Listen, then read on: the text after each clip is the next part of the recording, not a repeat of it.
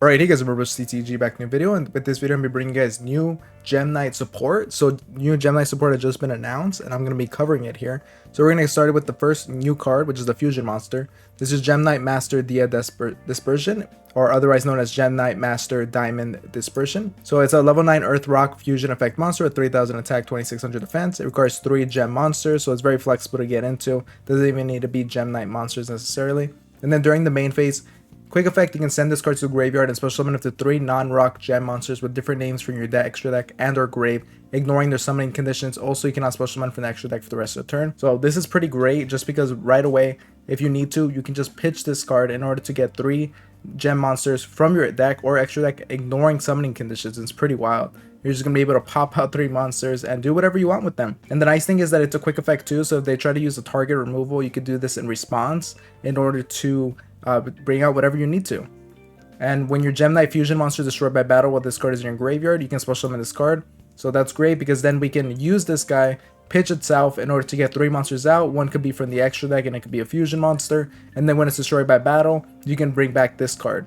So pretty great recursion while bringing out a bunch of monsters, that makes it pretty easy to not only go into, but get you a lot of value afterwards. And here we have Gem Knight Neperim, which is a level 4 Light Fairy effect monster.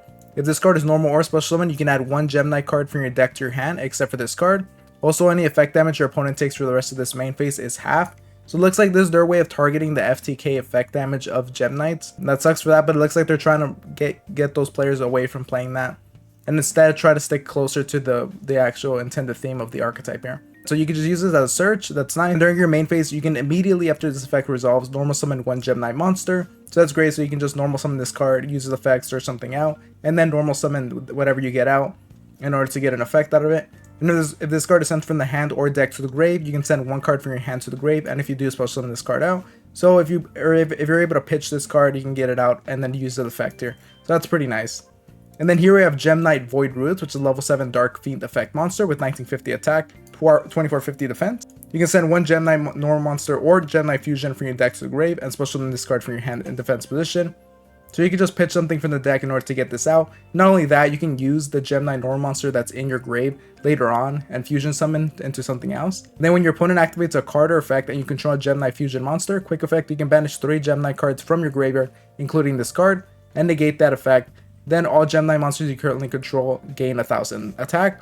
So that's great because you can just use this card to protect your things if you're able to set this up very easily. So you can just get an easy fusion summon and then go into this, use its effect to summon itself out, and then from there you can have a form of protection.